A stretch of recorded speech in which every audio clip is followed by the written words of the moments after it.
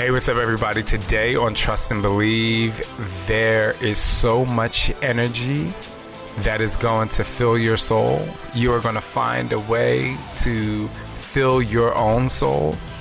You are going to knock down some barriers and allow your energy to flow.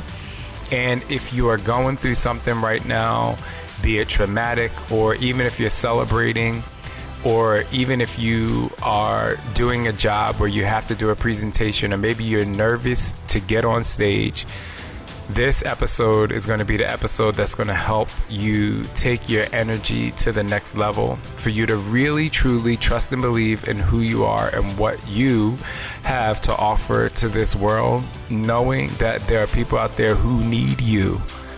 Yes, regardless of how many followers you have on Instagram, Twitter, or Facebook, there are people out there who need you, even if you don't feel like people are following you because they need you. We all offer something to this world, and my next guest, Amanda Bucci, is going to show you, tell you, and let you feel how to trust and believe in who you are. Somebody say hell yeah! What's up? He's better than Oprah. Come on, y'all. This is Shaun T, and it's time to trust and believe.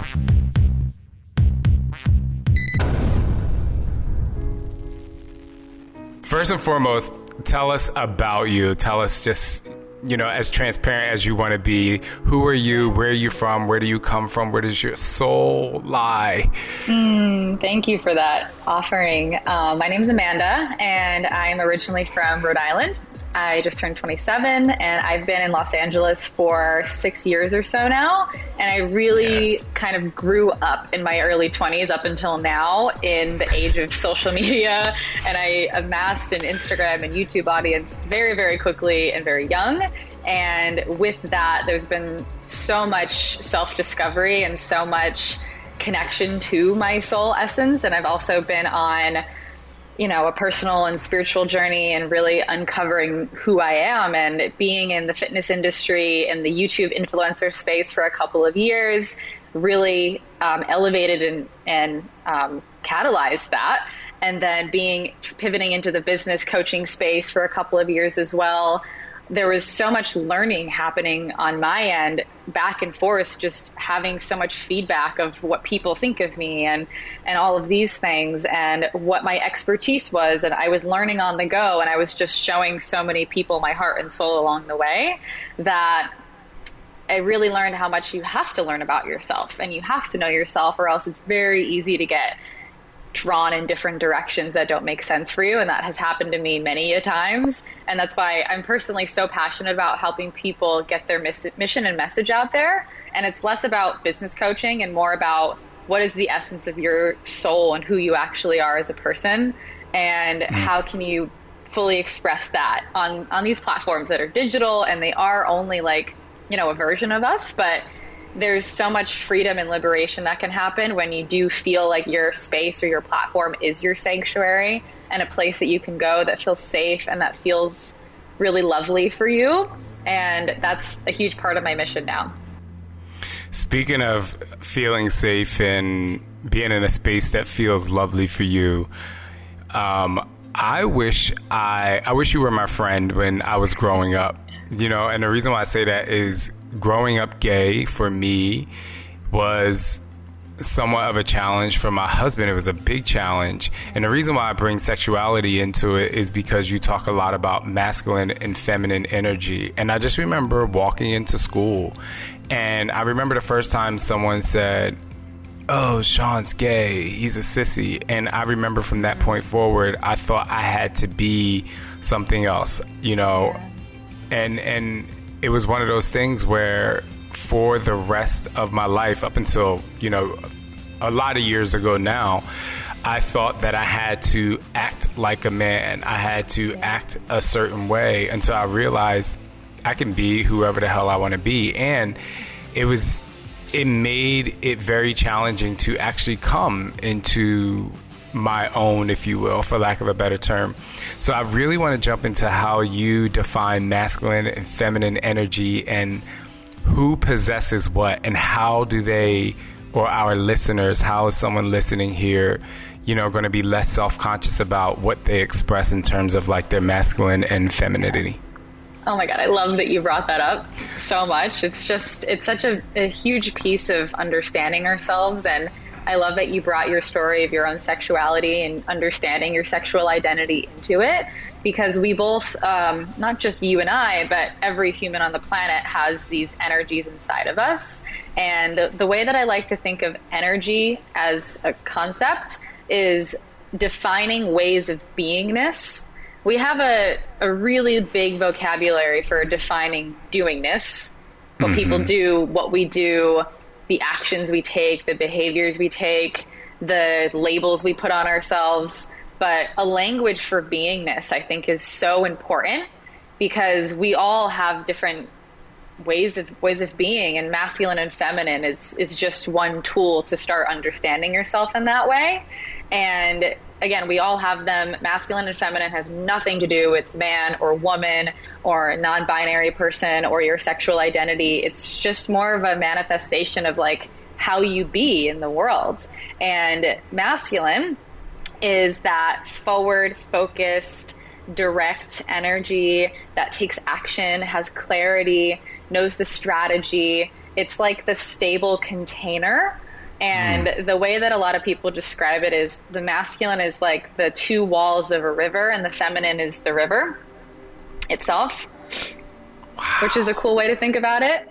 And that's pretty powerful. That's pretty I know, I love powerful. That. And the cool thing is, not to cut you off, but this is a great conversation that I've always wanted to be a part of, is that both of those things create the whole. Yes. You can't have a flowing river with no edges, right? And you can't have the flow with no river, if that makes sense. Yeah. So in Chinese medicine, there's Yin Yang Theory. So we all know what one of those things look like, but what it actually is that everything in science, everything has its equal polar opposite, and they can't exist without each other. Night can't exist without day, dark can't exist without light. Everything is a polar opposite, and that's the same with masculine and feminine energy. So I like to think of it as a spectrum. And one side of the spectrum, like the hyper masculine side, is like the very direct, clear, forward motion. But these energies can also be expressed in an unhealthy way, which is where we hear toxic masculinity and all these types of things. But there's also, that comes from upbringing, environment, trauma, oppression. It comes from so many different things. So understanding it and how it works is really important, just as a human being, to understand how other humans be with each other and relate to one another and express themselves. And then on the feminine side of things, the feminine is intuitive and it's flowing. I actually went to this awesome dance class last night, and she said, I do dance on the beach in Venice, California, and it's the best thing ever. And she said she had us dance or move in a linear direction. So she was like, move straight forward as if you're on the streets of New York City and you're going somewhere and you have like somewhere very important to be and you know where you're going and you are just clear. And then start moving like however your body kind of wants to, and like create circular motion. So the feminine is more, it's not direct. It has an intuitive nature to it. It is open to the mystery, and it's receptive and reactive more so. Then the masculine is more proactive and giving and providing and protecting, and the feminine is receiving. So in that, we can start to understand, like the way that I love teaching this is through business. And I also have not a similar story in terms of sexuality, but just in business, I thought I had to really be more of the masculine type of person. And, in the fitness industry, and I did bodybuilding competitions, which is very masculine, sets and reps, and you know the deal. Like, yeah, I know. Too. You get it. And then on the other side of things, in the business world, it's very strategy and specific, and here are the steps you take to get this type of result in your life and in your business. And it's like so much forward motion that there's such little room to just kind of be and to rest and to consider what the next step is with just like going forward and figuring it out so fast. And it's just the way our world is kind of set up in the Western world right now.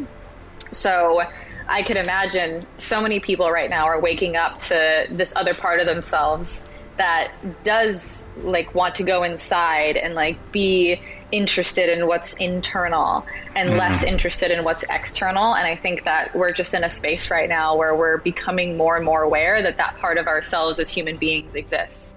The way you describe masculine and feminine energy and how it applies to our lives is so interesting, and in a way it's very freeing. It really allows me, as I think about my own life, to release even a little more than I probably do. People know I'm very free. I mean, I dance to, Cardi B and Meg Thee Stallion's WAP in my kitchen. But how does the way you describe and explain and allow us to be free in our masculine and feminine energy, how does it correlate with estrogen and testosterone?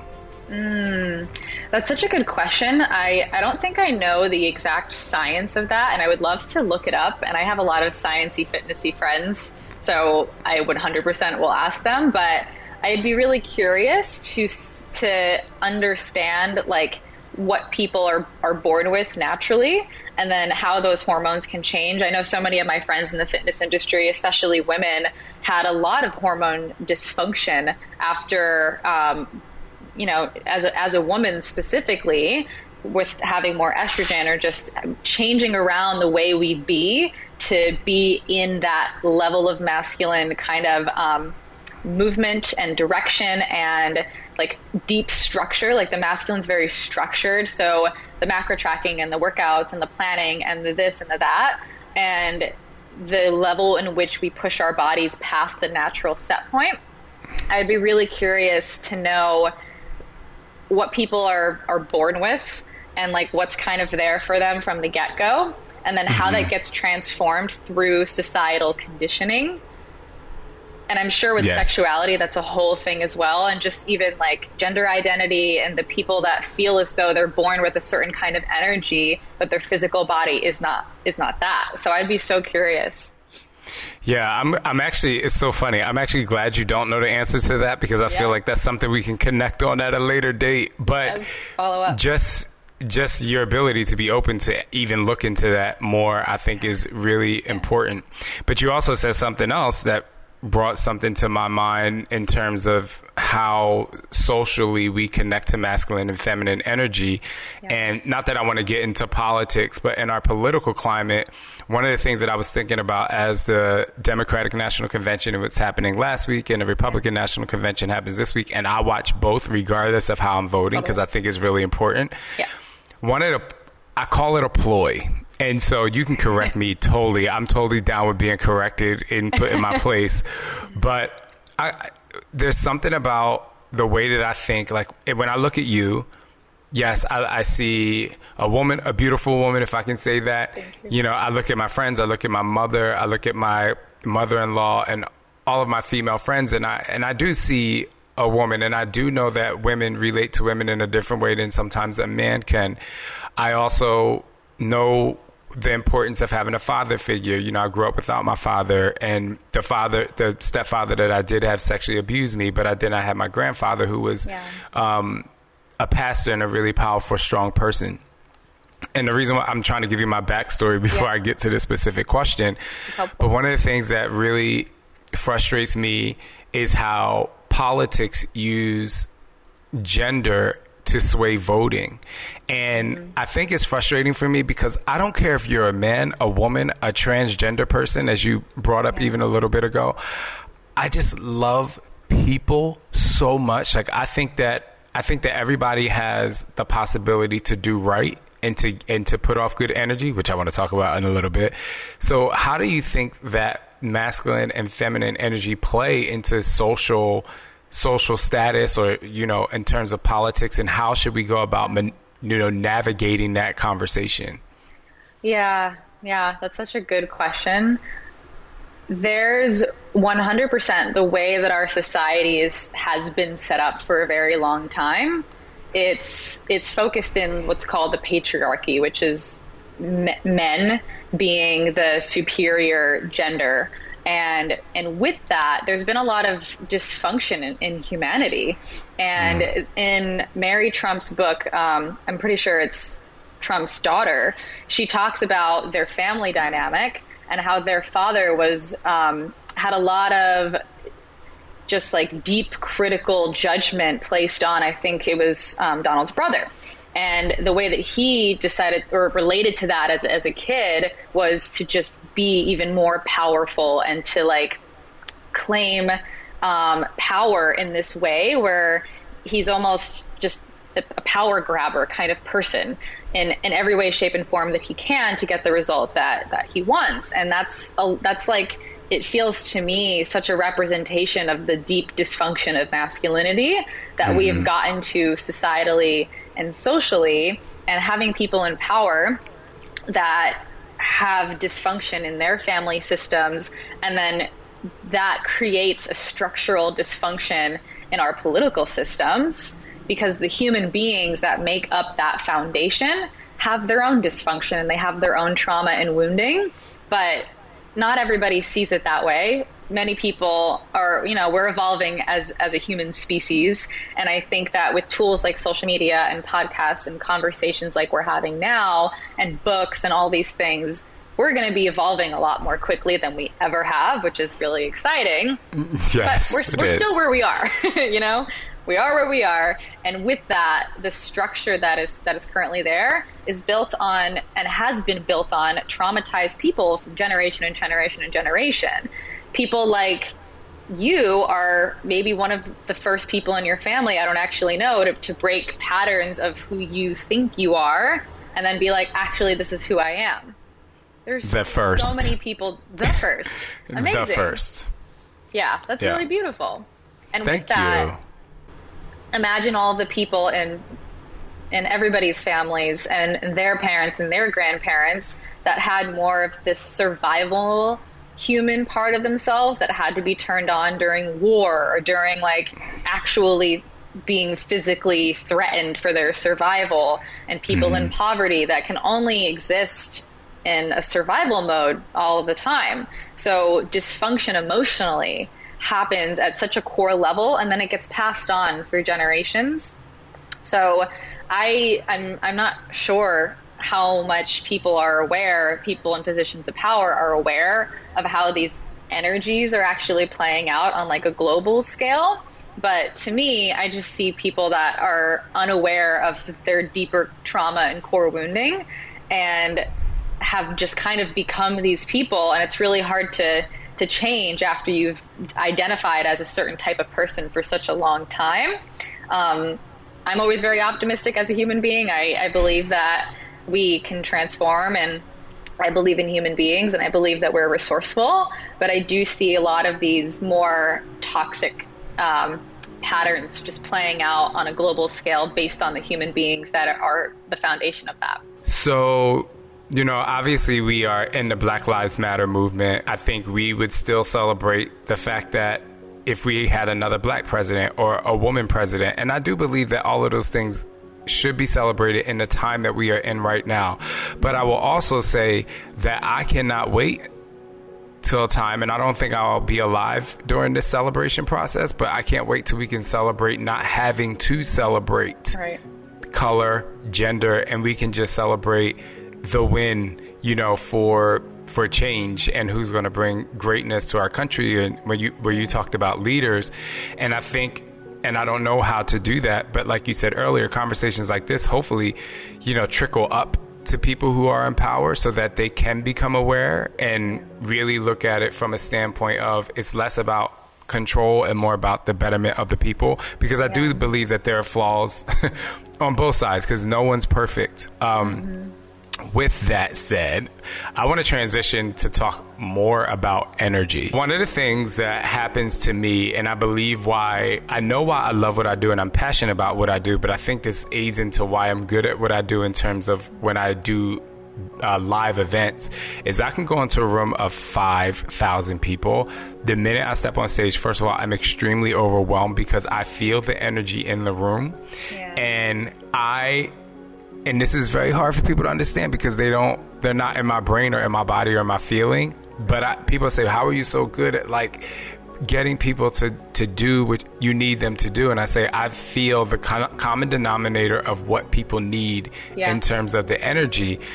Can you explain that to me? Because sometimes it's so overwhelming that it's exhausting. I bet. You know, so I'm so open to hearing what you have to say. Oh, I love this. I love how much you love this conversation because it makes me so excited. Yes. I have interesting theories about types of people that have the energetic availability to hold that size of a container. And Jesus, take the wheel. I got my right hand up to the energy gods. But go ahead. Sorry, Amanda.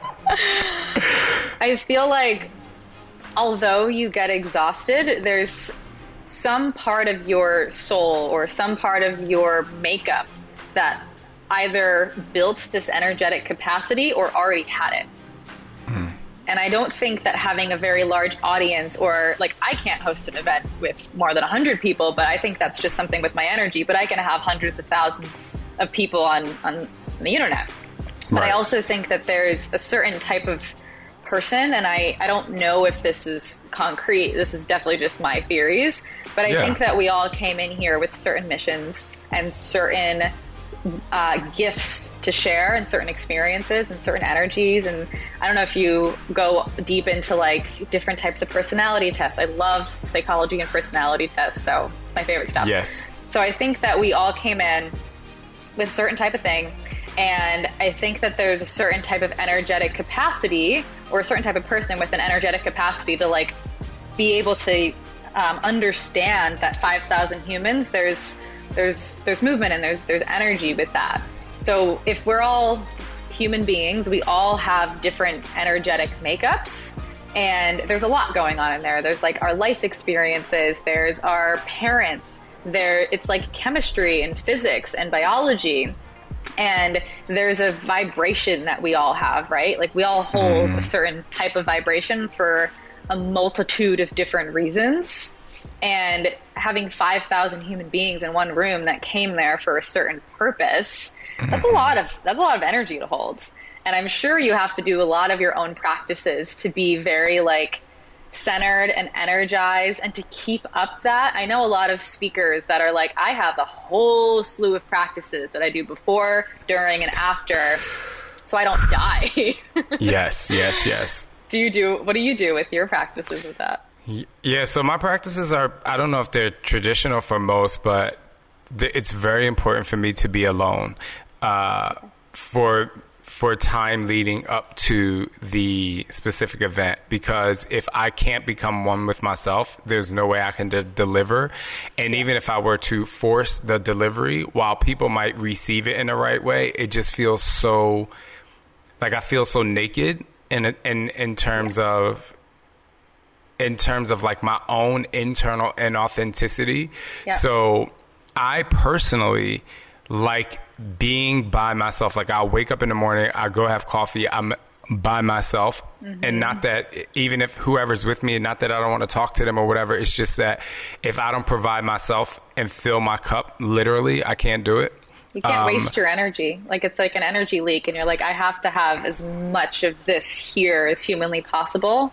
And you also have to clear your energy out, so you're kind of like a vessel for whatever transmission is going to come through you. Do you feel like you think about what you say on stage, or it just happens? No. I feel it. You just feel it. I need you to listen. Not listen, but I need you to like feel this. Instead of listen, I need you to feel this. I don't know if you can through the screen. And I'm so happy you asked me that question. For people who have ever come to my live events, everything that comes out of my mouth is literally from a feeling. It is not planned. And that's why it's really hard for me to give keynote addresses about a specific subject, because my brain and what I've planned battles with how I feel at that very moment. And it is war. And I can't really explain to people. Like, I wish people could understand as you do. There is a war going on if I try to stick to a script. That's why my husband's like, you'd be a great actor. And I'm like, I don't know, because I just don't know if I could do that, because I'm constantly at war with how I feel, you know, and what I want to deliver. So really did that answer your question? Yeah, that totally answered my question. And I have such a similar thing. And I think there's just different types of people. I think some people work really well off of, like, I have a friend, she's awesome. She writes a script. She's also a writer and a creator. And I have my 4 entrepreneurial archetypes we can go into too. She writes her script and she memorizes it to the point of ease. So when she speaks, she doesn't have to think about it. It's just in her. And whenever I thought about doing speaking events, something in me was just like, I feel like I can't write a script and like have it just be, even podcasts.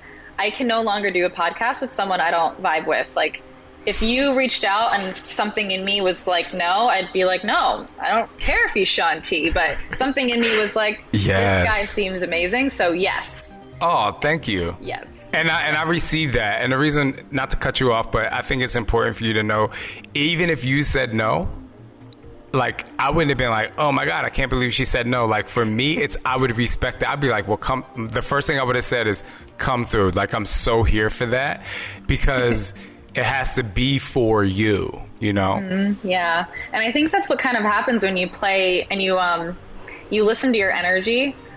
And people say, like, listen to your intuition. And I remember the same friend, we were in Vegas when I was like just starting to understand my energy. And she had already been to the same spiritual psychology school that I went to. And she was like, let's lay down. We were laying by the pool in Vegas before COVID. It was like 2 years ago. She was like, let's lay down and do a little meditation and listen to the voice inside of her head and see what it says. And I was like, okay. And 5 minutes later, she's like, what'd you say? It's kind of like, she's hilarious. And I was like, nothing. I was like, what? Nothing. So, and she was like, oh, interesting. And it's hilarious because now I feel really connected to my body and to what it has to tell me. And this is like the conversation about listening to your energy. I just pay such close attention now to the things that drain me. And I ask myself, why? Is that something I can work on, or is that just not who I am? Is that something I can integrate and like experience, or is that just not what I want to do? And there's such a delineation between those two, but you have to pay attention to yourself as you just go through life and figure that out. That's so crazy. So, pardon me if I get emotional right now, because, oh my God, I'm going to allow myself to go here because I believe you're going to receive it. Yeah. So you just said, you know, at first when you had to like listen to yourself, you're like, what? Like nothing. It said nothing. And I just realized that when I was younger and I was being sexually abused, I had to listen to myself to tell myself, like, I know you can do it. Like, you can get through this. And I just had this crazy revelation that when I'm doing my workouts and I'm on screen, I'm like, how am I so connected to that feeling? And it's been practiced from such a young age, you know, that, oh my gosh, like, why are you doing this to me, Amanda? But, you know, so it's just like one of those things that's just like, so, like you just brought that up. It's like, wow, I feel like I was forced into the practice instead of like, you know, later in life being like, oh, because even about a year and some ago when I really kind of accepted my anxiety, if you will, and Sam, he was like, okay, you have to meditate. Like you really have to get into this meditation. And I remember I started out with a 3-minute meditation, and it was a little bit overwhelming because it kind of made me go and in there. And I just loved how I started out with Headspace before, and I just loved how, you know, the host of the meditation would just say, allow things to float by. Yeah. And so, and it now helps in my everyday life. And so It's just really cool that, you know, I love that you shared the story of and being honest and saying the voice said nothing, like nothing told me anything at first, because I think a lot of people listen and think about meditation and they try it and they're like, this didn't do anything for me, when it's a practice. Yeah.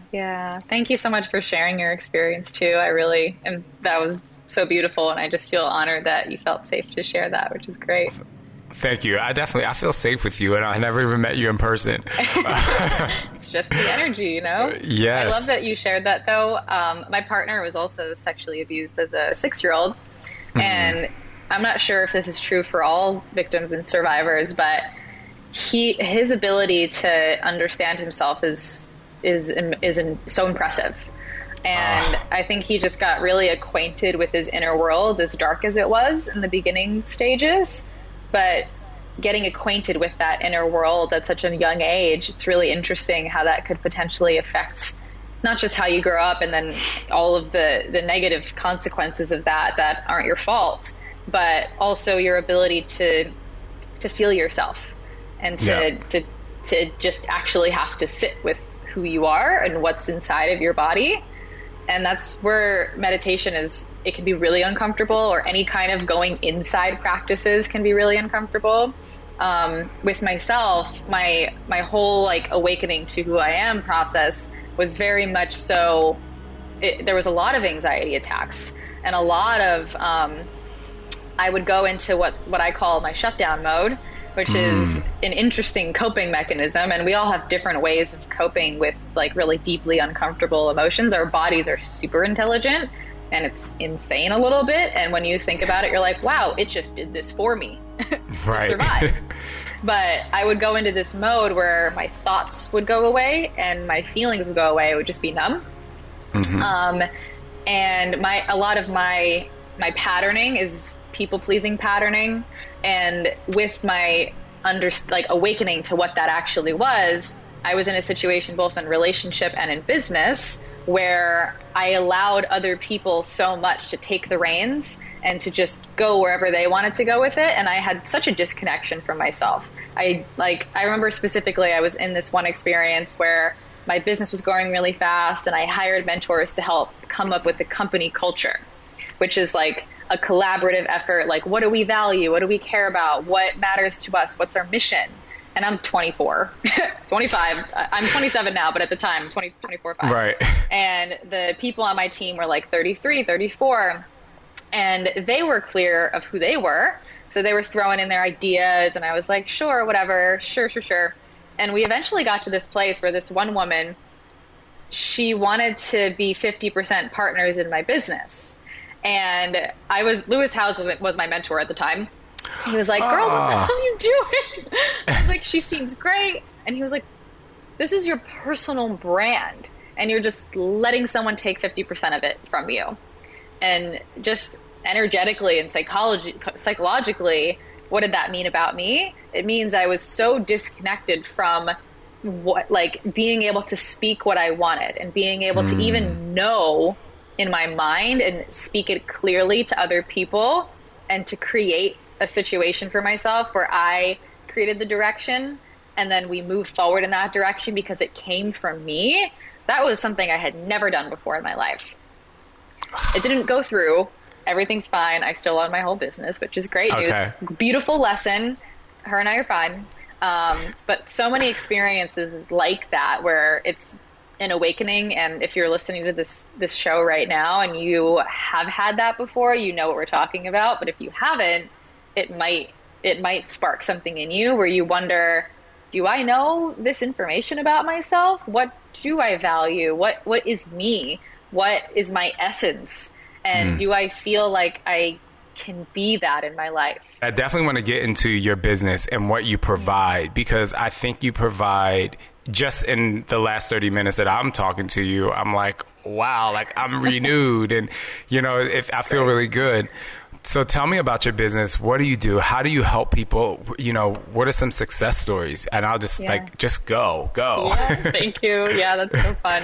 So like I said, I was in the fitness space for a while. My YouTube channel is all fitness videos, and I don't even use it anymore because it's just a whole other version of me.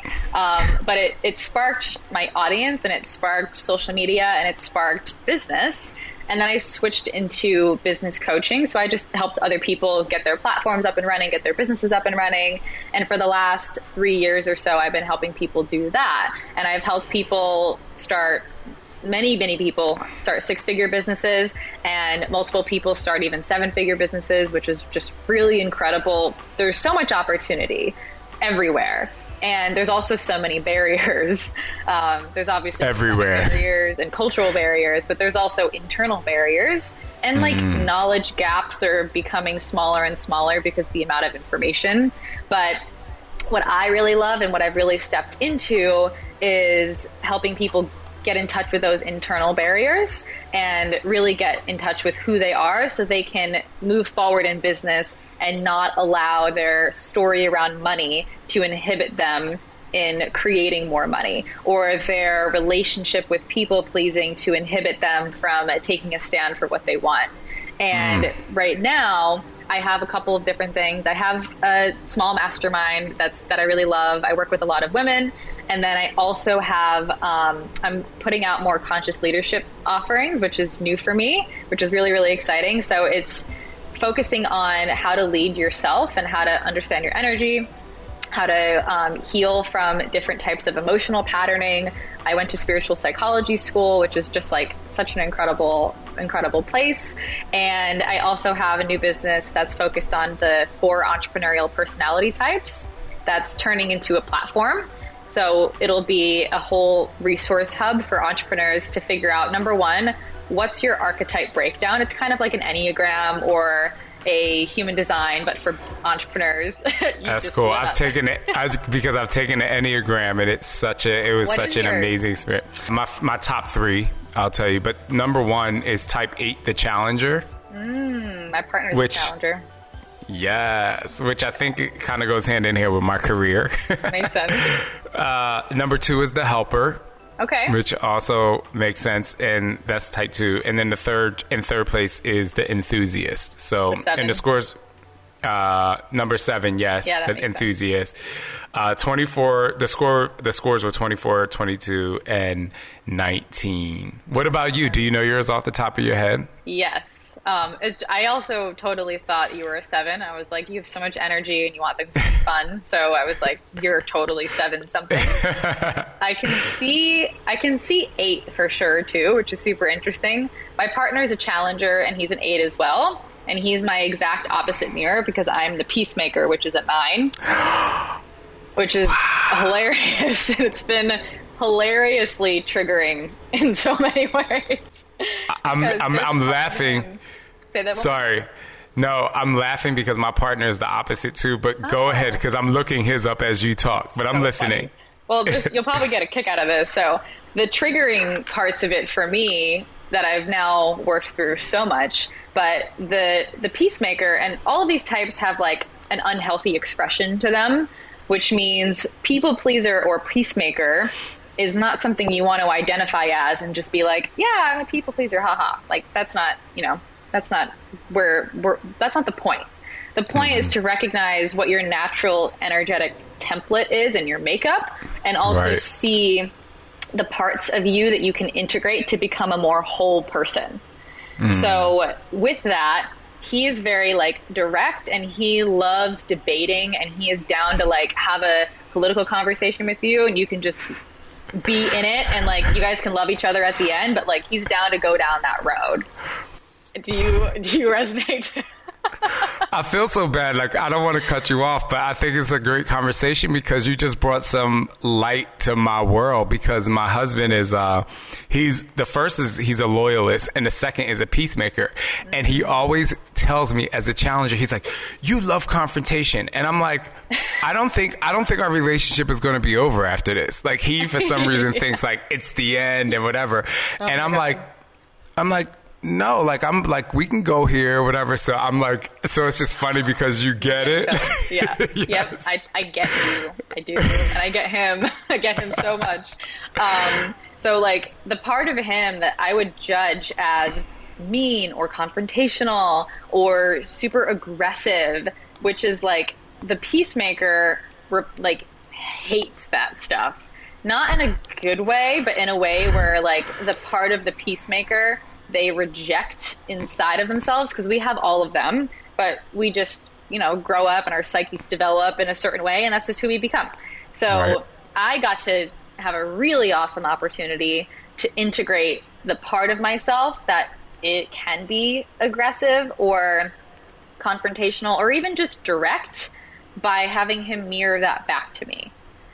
So it's been really incredible, because I would always kind of just allow for other people to have their thing. Whenever he would go on a whole monologue of his thing that he wants to say, and he's very direct, I would just be like, all right.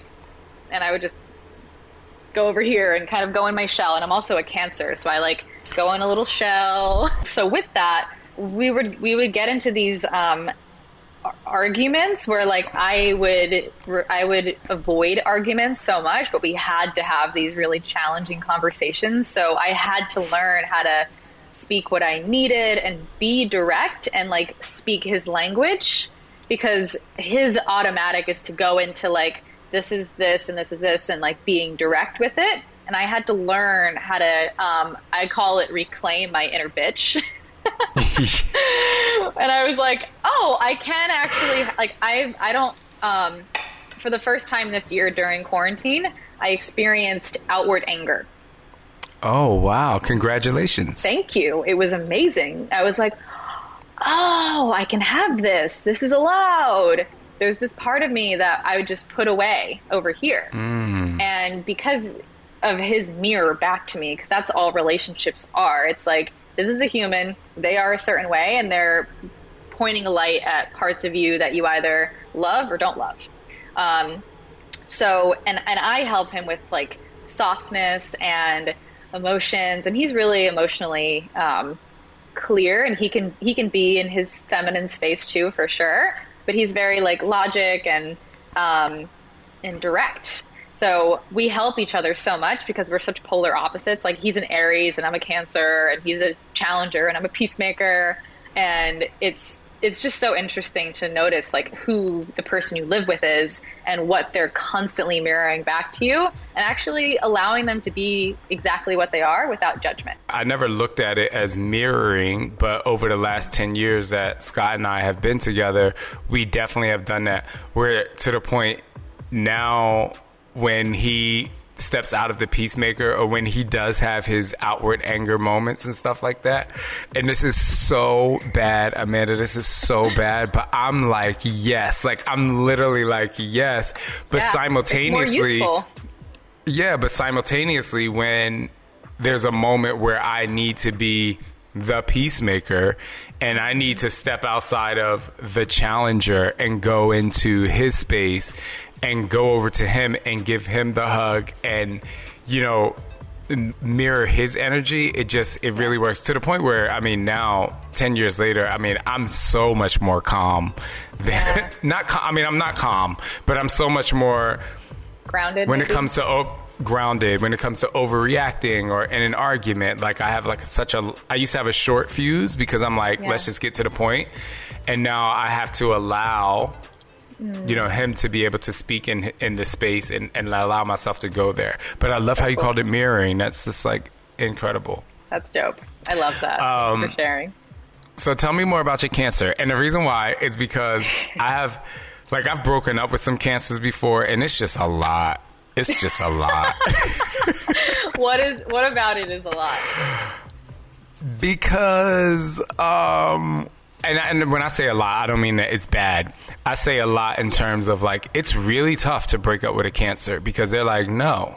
Or not even no. It's just that it's so the emotions are so high, and it's almost like you've completely like shredded their soul and they have to find a way to put it back together, at least from my experience. I'm not sure. And so whenever I meet a Cancer, I'm automatically like, I have to take care of their, not like they can't take care of their emotions, but I'm very much aware of how they receive information, especially when it's not of the like the nice variety, if you will. So Am I kind of spot on with you in terms of that, or? So I think the way that I decided to run my life up until this point, I think I put myself in situations where I didn't have confrontation, and I didn't have situations where people hurt me, or I would put myself in situations where I would potentially get hurt. But I definitely am very in touch with my emotions. Whenever I cry, I'm like, yay. Love this. This is great. Well, I'm with you there. I celebrate tears too. Celebrate the cry for sure. But yeah, there's definitely a level, like John is really great. My partner, John, he's really great at holding space.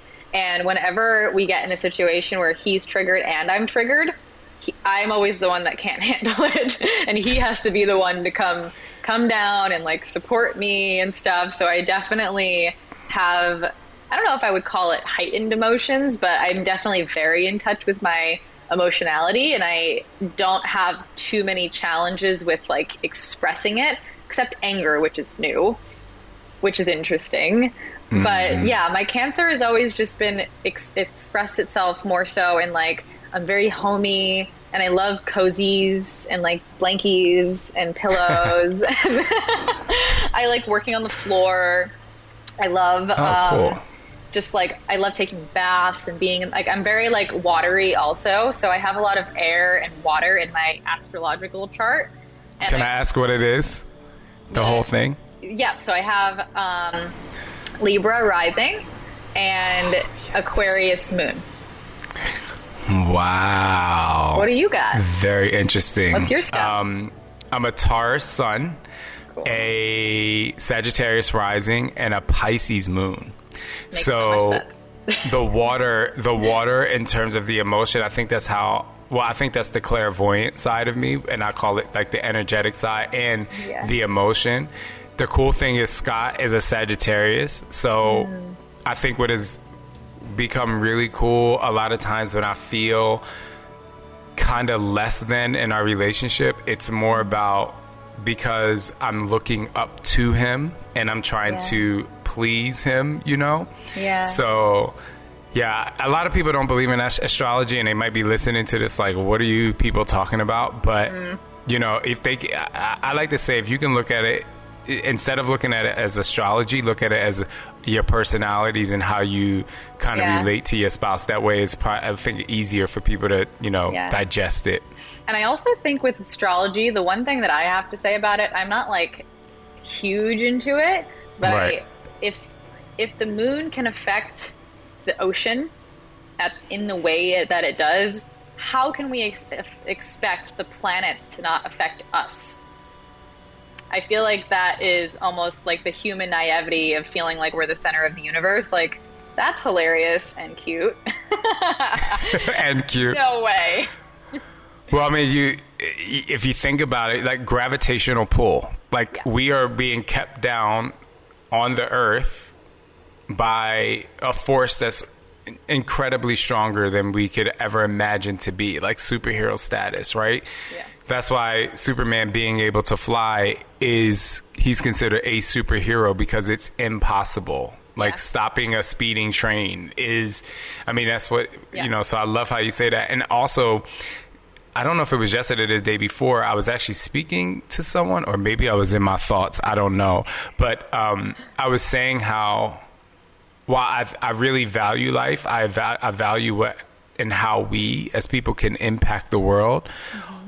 At the same time, we are such a small entity of what is here. And I was just saying how, and I can say this for you, it's amazing, and I don't want to use the word lucky, but blessed I'll use, that we can actually use our platforms to help hundreds of thousands of millions of people, and to make maybe just a small little splash. Like, it's like, instead of throwing a big boulder into a lake, we might throw a pebble, and you know, and it radiates out there. I want you to tell people how they can find you, and you know, obviously social media and stuff, but how they can find you, and if you can give them 3 things that if they reach out to you, like takeaways that they'll definitely receive and be able to utilize, I think that would be great. Yeah, I love that. So social media is just Amanda Bucci.